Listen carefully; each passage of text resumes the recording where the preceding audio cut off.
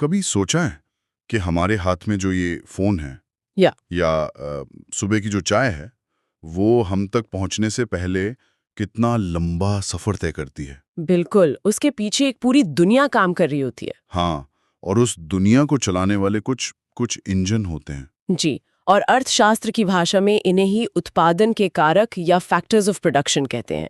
ये वो जरूरी चीजें हैं जिनके बिना कुछ भी बनाना, चाहे वो एक कप चाय हो या एक स्पेसशिप, नामुमकिन है। तो आज हम इन्हीं इंजनों को समझने की कोशिश करेंगे, लेकिन किसी भारी भरकम किताब की तरह नहीं। हम्म। हमारे पास जो सामग्री है उसमें रत्ना नाम की एक महिला की कहानी है जो पॉज पॉइंट नाम का एक छोटा सा भोजनालय चलाती है। तो हम रत्ना के सफर के जरिए देखेंगे कि ये सिद्धांत असल जिंदगी में कैसे काम करते हैं। ये बहुत अच्छा तरीका रहेगा। पारंपरिक रूप से 4 मुख्य कारक माने जाते हैं: भूमि यानी लैंड, श्रम लेबर, पूंजी कैपिटल और उद्यमिता एंटरप्रेन्योरशिप। 4, ठीक है। और इन चारों को आपस में जोड़ने और इनकी ताकत को कई गुना बढ़ाने वाला एक पांचवा बेहद जरूरी खिलाड़ी है प्रौद्योगिकी, टेक्नोलॉजी। अच्छा, तो चलिए रत्ना के भोजनालय की नींव के पहले पत्थर से शुरू करते हैं। चलिए। तो कोई भी बिजनेस शुरू करने के लिए सबसे पहले तो एक जगह चाहिए होती है। तो क्या यही हमारा पहला कारक है, भूमि? ज्यादातर लोग तो भूमि का मतलब जमीन का एक टुकड़ा ही समझते हैं। हाँ, वो इसका सबसे सीधा मतलब है। रत्ना को अपना भोजनालय खोलने के लिए एक दुकान चाहिए थी, वो भौतिक स्थान भूमि है। लेकिन अर्थशास्त्र में इसका दायरा बहुत बड़ा है। मतलब? भूमि का मतलब है प्रकृति से मिलने वाला हर वो संसाधन जिसका हम इस्तेमाल करते हैं: हवा, पानी, सूरज की रोशनी, मिट्टी, जंगल। खनिज पदार्थ जैसे कोयला या तेल? बिल्कुल, ये सब भूमि कारक का ही हिस्सा है। ये तो बहुत दिलचस्प है। तो मतलब रत्ना के भोजनालय में जो पानी इस्तेमाल हो रहा है या जिन खेतों में सब्जियां उगी, वो मिट्टी भी, वो भी इसी कारक में गिनी जाएगी? एकदम। और आज की डिजिटल दुनिया में तो भूमि की परिभाषा और भी रोचक हो गई है। वो कैसे? सोचिए, डेटा को नया तेल कहा जाता है।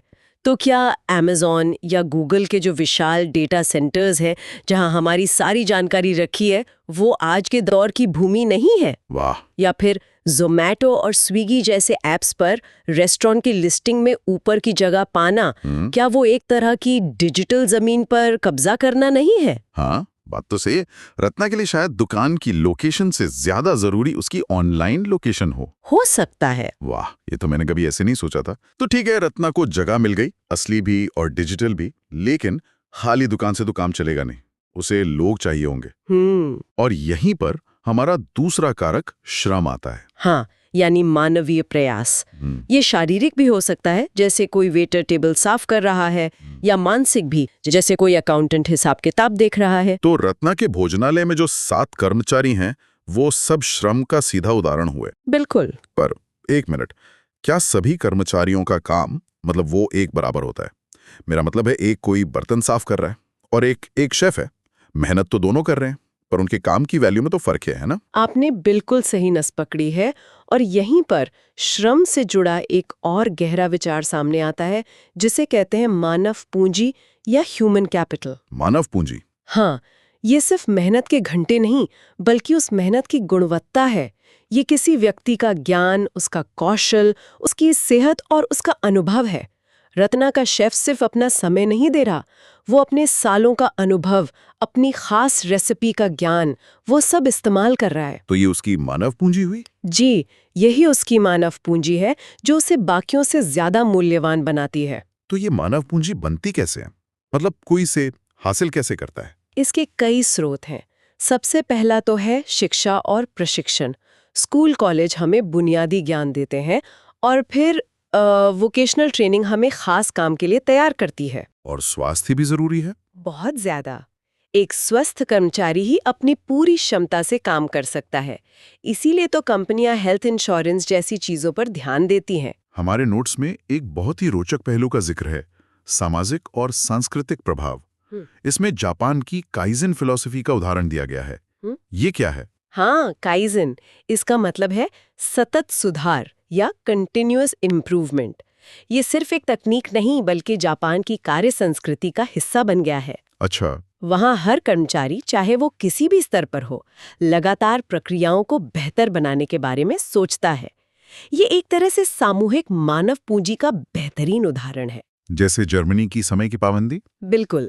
जर्मनी की समय की पाबंदी और गुणवत्ता पर जोर देना भी उनकी मजबूत मानव पूंजी का ही नतीजा है। अगर भारत की बात करें हम्म। तो यहाँ की स्थिति क्या है? हमारे पास दुनिया की सबसे बड़ी युवा आबादी है। हम्म। 2024 की आर्थिक सर्वेक्षण के आंकड़े बताते हैं कि हमारी 65% आबादी 35 साल से कम उम्र की है। इसे जनसांख्यिकीय लाभांश या डेमोग्राफिक डिविडेंड कहते हैं ना? जी। और ये भारत के लिए एक बहुत बड़ा मौका और एक बहुत बड़ी चुनौती दोनों हैं। मौका और चुनौती दोनों। हाँ, मौका इसलिए कि अगर हम इस युवा पीढ़ी को सही शिक्षा, स्वास्थ्य और कौशल दे पाएं तो ये देश को बहुत आगे ले जा सकती है। और चुनौती इसलिए कि अगर हम ऐसा नहीं कर पाए तो यही बड़ी आबादी एक बोझ बन सकती है। बात तो सही है।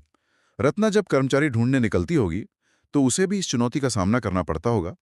क्या उसे आसानी से प्रशिक्षित लोग मिलते हैं? बिल्कुल। भारत में कौशल की परंपरा तो बहुत पुरानी है। सामग्री में शिल्पशास्त्र जैसे प्राचीन ग्रंथों का उल्लेख है, और वो सिले हुए जहाजों का उदाहरण तो कमाल का है। वो वाकई कमाल है। सोचिए, लगभग 2000 साल पहले भारतीय कारीगर बिना कीलों का इस्तेमाल किए रस्सियों से लकड़ी के तख्तों को सिलकर जहाज बनाते थे। बिना कीलों के? हाँ, ये जहाज लचीले होते थे और हिंद महासागर की ऊंची लहरों का सामना आसानी से कर लेते थे। ये उस समय की इंजीनियरिंग और मानव पूंजी का शिखर था। यह हमें याद दिलाता है कि हमारे पास ज्ञान की एक गहरी विरासत है। अच्छा, तो रत्ना को जगह मिल गई, कुशल लोग भी मिल गए, पर इन लोगों को तनख्वाह देने, दुकान का किराया भरने और रसोई का सारा सामान, टेबल, कुर्सी, फ्रिज, ओवन, ये सब खरीदने के लिए जो चीज चाहिए वो है पैसा।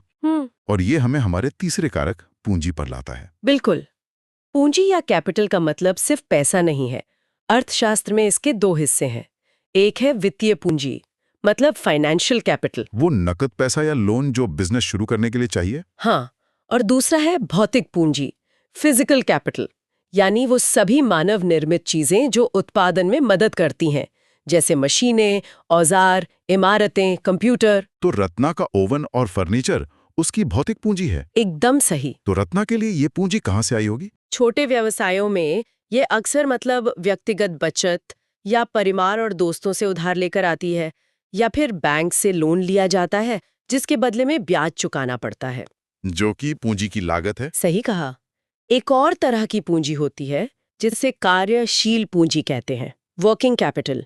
ये वो पैसा है जो रोजमर्रा के खर्चे जैसे सब्जियां खरीदना या कर्मचारियों को वेतन देने के लिए चाहिए होता है। और कई छोटे बिजनेस इसी की प्लानिंग में चूक जाते हैं। बिल्कुल, वे इसकी सही योजना नहीं बनाते और फेल हो जाते हैं। और बड़ी कंपनियों के लिए तो पूंजी जुटाने के तरीके अलग होते होंगे। हाँ, बड़ी कंपनियां शेयर बाजार में जाती हैं।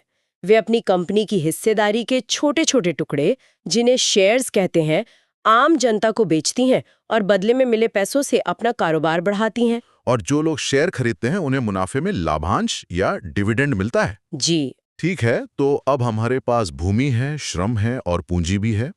ये तीनों अपनी अपनी जगह पर पड़े हैं, लेकिन इन्हें एक साथ लाएगा कौन? कौन वो गोंद है जो इन सबको चिपकाकर एक चलती फिरती मशीन यानी एक बिजनेस बनाता है? बहुत अच्छा सवाल है, और वो गोंद है हमारा चौथा और शायद सबसे महत्वपूर्ण कारक, उद्यमिता, एंटरप्रेन्योरशिप।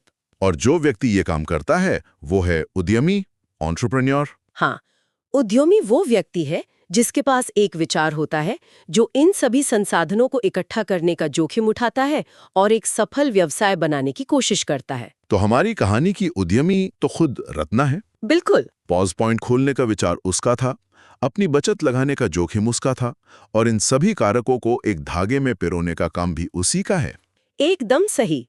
उद्यमी एक ऑर्केस्ट्रा के कंडक्टर की तरह होता है, जो अलग अलग वादकों यानी भूमि, श्रम, पूंजी को एक साथ लाकर एक सुरीली धुन यानी एक सफल व्यवसाय बनाता है। वाह! वो बाजार में एक मौका देखता है जिसे कोई और नहीं देख पाता, और उस मौके को हकीकत में बदलने के लिए सब कुछ दांव पर लगा देता है।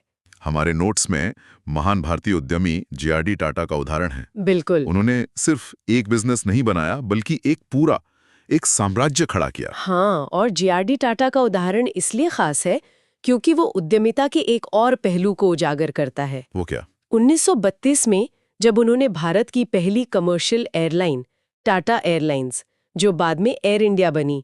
जब वो शुरू की तो उनका मकसद सिर्फ पैसा कमाना नहीं था। अच्छा। वो भारत को दुनिया के नक्शे पर लाना चाहते थे। उनका मानना था कि व्यवसायों की समाज के प्रति भी जिम्मेदारी होती है। इसीलिए उन्हें भारत रत्न से सम्मानित किया गया, जो किसी उद्यमी के लिए एक बहुत बड़ी बात है। ये बात तो सही है। तो हमारे चारों मुख्य कारक पूरे हो गए। लेकिन आपने शुरू में एक पांचवें खिलाड़ी का जिक्र किया था, प्रौद्योगिकी। टेक्नोलॉजी। ये इस पूरी तस्वीर में कहाँ फिट होती है? प्रौद्योगिकी वो अदृश्य शक्ति है जो इन चारों कारकों की उत्पादकता को कई गुना बढ़ा देती है।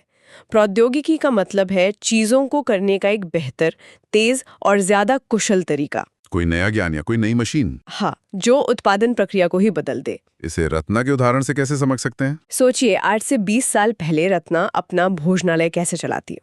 वो कैश में भुगतान लेती, ऑर्डर कागज पर लिखती और प्रचार के लिए शायद पर्चे छपवाती। बिल्कुल, लेकिन आज प्रौद्योगिकी की वजह से वो यूपीआई से तुरंत भुगतान ले सकती है, एक ऐप के जरिए ऑनलाइन ऑर्डर लेकर अपना ग्राहक आधार बढ़ा सकती है। अपने किचन में एक नया फूड प्रोसेसर इस्तेमाल करके समय बचा सकती है। हाँ, और इंस्टाग्राम पर अपने खाने की तस्वीरें डालकर मुफ्त में मार्केटिंग कर सकती है।